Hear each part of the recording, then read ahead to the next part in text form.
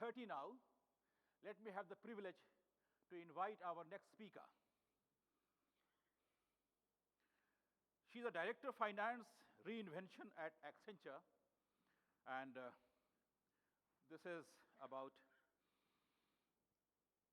she is a technology strategist and transformation leader redefining what's possible at the intersection of technology, strategy, and purpose. She has got about 2 decades of experience across Accenture, American Express, Amway, Procter & Gamble. She integrates strategy, analytics, and emerging technologies to build intelligent, agile, and future-ready enterprises. She is also the founder of Disrupt Deliberately and a 2-time Encore Award winner for innovation, accelerators, and passion pursuits, recognized for driving meaning and impact. Ladies and gentlemen, put your hands together and break this hall for Dr. Preeti Jain, Director, Finance Forecasting and Planning Reinvention, Accenture. Preeti, all yours. Welcome to this event. Thank you so much for making it possible to come here. Please come. Yeah, it's yours. It's all yours. Caller mic, you've given her? Not yet? Okay. This mic will work? You want a hand mic? Okay. Hello. Can you hear me? So I think first thing first, thanks to this gentleman. I think he added that real tadka and masala of the Disrupt Deliberately. And I cannot just forget what he did, and he really brought the point alive that disruption is possible. Not necessarily you need to always think of gravity, and there are things that you could do against gravity as well. It takes time, energy, effort, and the disruption, a disruptive mindset rather, that can really make things possible. So it's a privilege. It's a privilege to stand here today and be in a room full of visionaries, leaders, creators, converters, technologists, and who not, who shape things that this entire world touches every day. Yeah, so packaging is something that carries the identity of the product, the sustainability, the experience, and everything. So packaging is not behind the scenes. Packaging is the scene. It's something which is very, very close to my heart as well. While today I'm in Accenture, but I would like to share a little bit, which is where I started my career. I started my career in this industry. So packaging is definitely professional first love that I carry. And I started with Procter & Gamble as a packaging engineer and was placed in one of the warehouses of P&G in Gurgaon. Well, you can say Gurgaon, but it was too far, about 150 kilometers from there, at a very remote location. It was, as I said, it was the largest distribution center of north of India for Procter & Gamble, and a single female who was stationed there for about 3 years in this entire team of logistics. That time it was DHL, and perhaps they have DHL even today. But this entire team of P&G, very limited folks, but you would have the largest warehouse, thousands of operators, working there, and the entire team of DHL folks. Since then, I think I have moved places. I have been a very, very curious bunny, you can say that, and I always thought, when I do something, where it goes next, what's done with it. So when I deliver something, when a packaging is developed, I have it go to the places. What is the cost? What is the price of it? How it is sold? How it's marketed? All of these things. So I really could not stop myself to just learn the development part of it. I could move to procurement.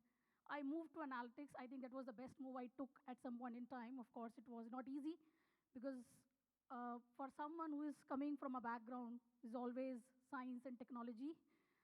At that point in time, think about technology, analytics, ML, AI, and it was an entire shift for me. It was a disruption in itself in the career that I took. I moved to American Express. I dealt with a lot of B2B clients. While for some of you who do not understand B2B is basically a company would typically have their 7 to 8% as T&E or maybe 10%, but the 90% is B2B spend. So it was a large portfolio, and not for one company, but with multiple clients, and that's where, uh, the intellect muscle started to flex a lot, as in the customer is looking for value.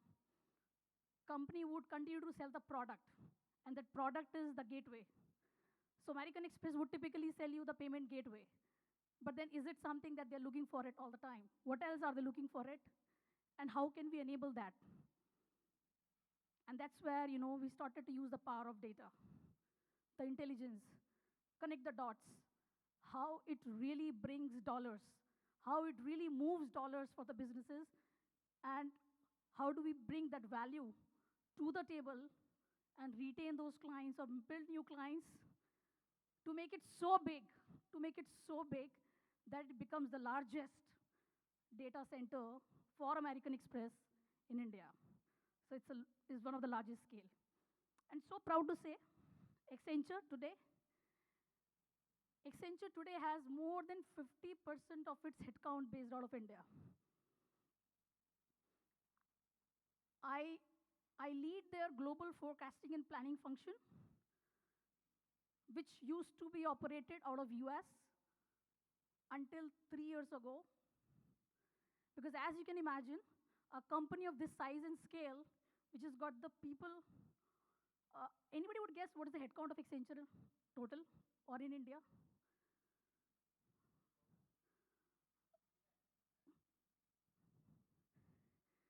3 lakh plus, you're right, it's about 3.5. The total headcount is over 7 lakh, 700,000 people across the globe, of which 50% is based out of India. So that's the biggest GCC that we operate out of multiple locations in Gurgaon, Bangalore, and everywhere. So the organization is truly global, and to manage such P&L, the kind of markets, market units, businesses, services group, locations, client groups, industries, whatnot, everything, the company would secure at its headquarter location. For any company, doesn't matter which industry, for any company of any sector would retain its P&L to its headquarter. But hats off, the entire operations moved to India, big bet taken, big decision taken in New York, big decision taken in Ireland, that such a niche and sensitive function, which is gonna decide the forecast of the business, is going to be operated out of India. So we began with that journey, and today, this year I complete my 3 year in this finance reinvention, journey, and it has just begun. It has just begun. So one question, if I were to ask, and I've been listening to so many beautiful sessions since morning today. I wasn't there yesterday, I came last night. And I think every session taught me something, and the kind of vision that every leader who came to the podium and talked about. While it is all flexo, it is printing, and it's a packaging industry. One question, if I ask you that what is the most powerful machine in your office or in your factory, what would you call it as? Let's say factory. Which is the most powerful? I'm not asking which is the most fastest, by the way. I'm asking which is the most powerful machine in your factory today.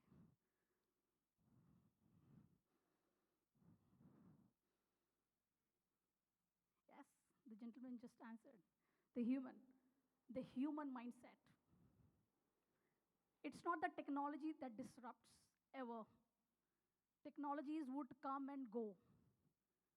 There was big time gaga about blockchain. All of you would remember, right? And every company started to tag against blockchain. I'm just giving an example because now you see it hardly. It had that hype. it didn't even saturate, it actually fell, right? So technology doesn't disrupt for itself. It's the human mindset that disrupts it.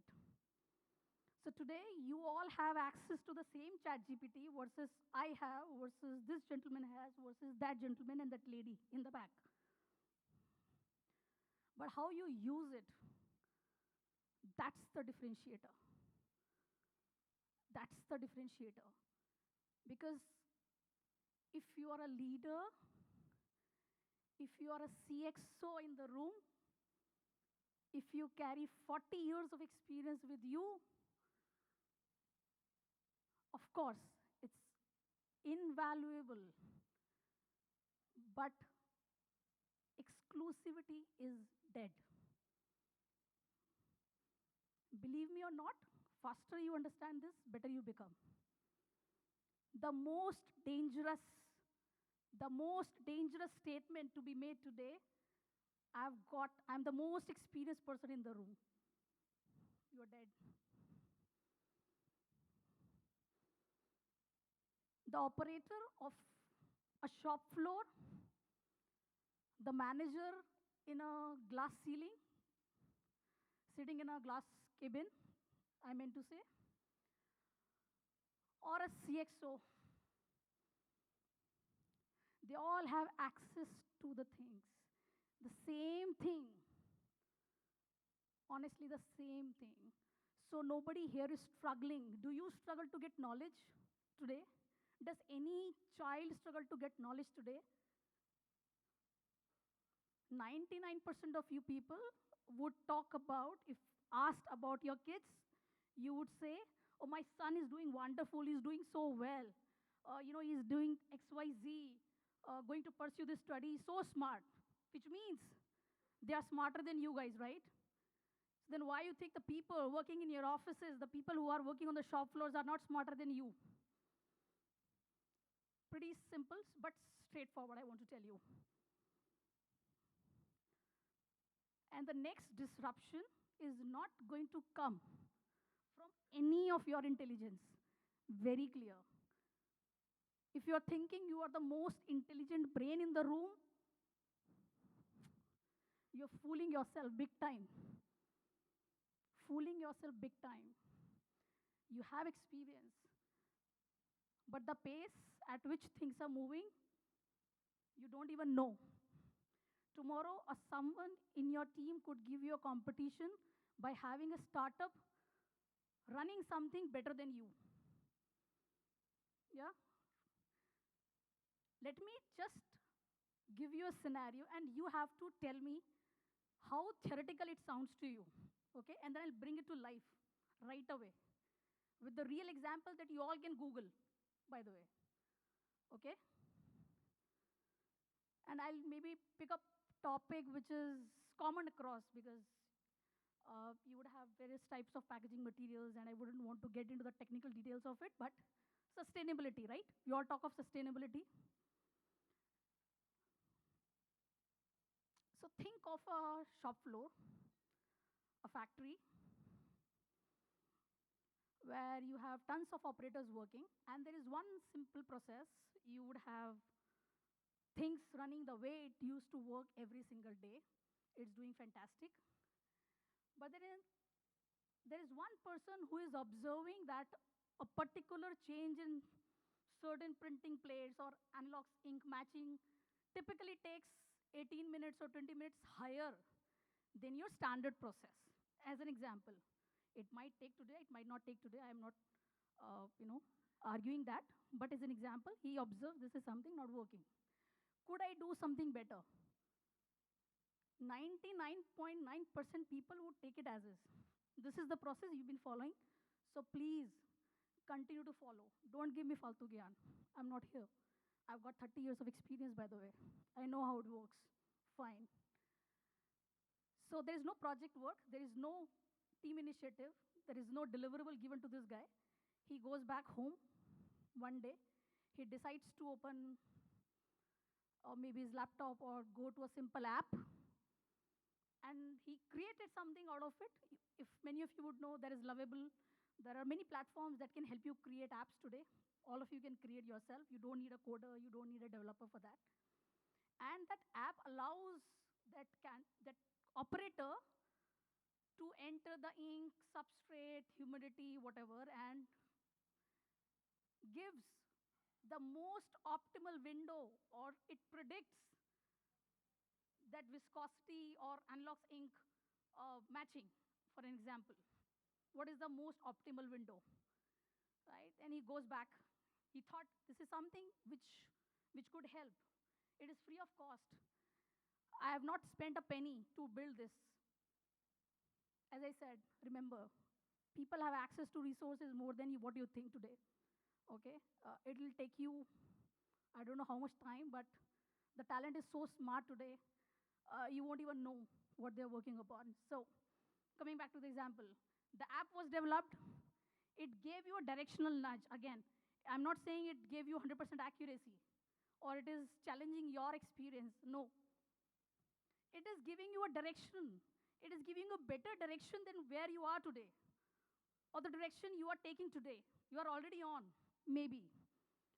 And that excited gentleman, somewhere in his mid 20s, young man, goes back to the office, take it to his boss, and says, this is what I worked upon, and seems there is some potential. And his boss says, good idea. But we've always worked it this way, so thank you so much. Let's get back. So you think that's the end? You think that's the end of the story? Definitely his morale is end. That is end. But how about the story? The story ended here. It has to come back. You made a statement, we have always worked it this way, so it has to come back to you. It was a wrong decision you made. It got to prove it. It got to prove it naturally to you. 4 months later, 6 months later, a giant multinational shows a product which is nothing but AI-assisted Anilox viscosity match indicator technology, XYZ, labeled like that. And they presented it in a global forum. People clapped. People took notes. Articles were published. Great success story. And about that operator, you remember? Who exactly didn't replicate what it was published by MNC, but he was thinking on those similar lines. And how about that manager who said, we have always worked it this way? So the point is, I think as leaders today, irrespective of your career levels, irrespective of your industry, whatsoever, you have to have the courage to listen. Have the courage to listen and find that operator who challenges your status quo. Find an operator who brings problems in your SOPs. Please do it deliberately. And this is nothing but deliberate disruption. This is exactly deliberate disruption. It's not a catchphrase, it's not a slogan. You have Microsoft as an operating system. Disrupt deliberately in itself is a leadership operating system. And I give you the example. If you just Google COP30, I think you would know about COP30. It happens every year. United Nations Climate Change Program. This year it happened in Brazil, just 2 weeks before. If you just Google COP30, you would find it on your phones. The first entry of the climate change proposal, the idea, it's there, published everywhere. Go and check. Is about an app on climate change. Can you believe it? An app. Don't you think we have apps? 30 years we don't have apps? Don't you know how to really enter your number of kilometers you traveled and how much carbon footprint you generated? If you took a flight from place A to place B, how much carbon footprint it generated? You didn't think there is no app available? What was special about this app that won the first prize? Abhita, I'm not telling you who created that app. If I tell you, that's the disruption. That app was doing nothing but just allowing the individuals to have their, you know, activities captured automatically. It was Gen AI enabled. It was agentic AI enabled. It was taking autonomous actions, number of times you were moving in a car, and all. It was intelligent enough. And who did that? Who developed that? That's even bigger shocker. A team who doesn't know how to write a code, forget writing. If you give them a line, they can't read a code. There was one Gen X, an individual of 50 plus years age, a Gen Y and a Gen Z, three people. None of them was a coder. One student, one researcher, one working in an MNC. So it was all about how they thought about it. It was not about creating an app. You and I can create an app in 5 minutes. On Lovable, I create every single day. If I have money, I'll publish it also. But it's so easy. Technology has democratized everything. Believe me or not. Innovation, speed, everything. It has made every single person so powerful that power is no more in the titles. The power is no more in the hierarchy. The power is in your hands and how you would like to use it. That's all. That's all you have to think about. And that's the exact agenda of Disrupt. Yes. By the way, Disrupt That's has a full meaning to it. D is dare. I is ignorance. So first of all, dare ignorance. You don't ignore because you are not intelligent. You ignore because you are not aware. Okay? And the one who is aware wins the game, and the one who is not aware loses it. This S, disrupt. S means silence. So since we are talking in profitability, I think silence is the one that makes the most dent to our profitability. Please speak up. Please let your people speak up. You as leaders, you as CXOs are required to have that courage to say that I am not as experienced. Maybe I'm here to learn from you. Please tell me. Because you are only thinking from 40,000 feet high, but the best of the ideas we all know come from the people who touch the problem every single day. Right? S, R. R is the hardest. And don't take it to your egos, honestly. R is rot. Challenge yourself with your outdated thinking, with your outdated systems.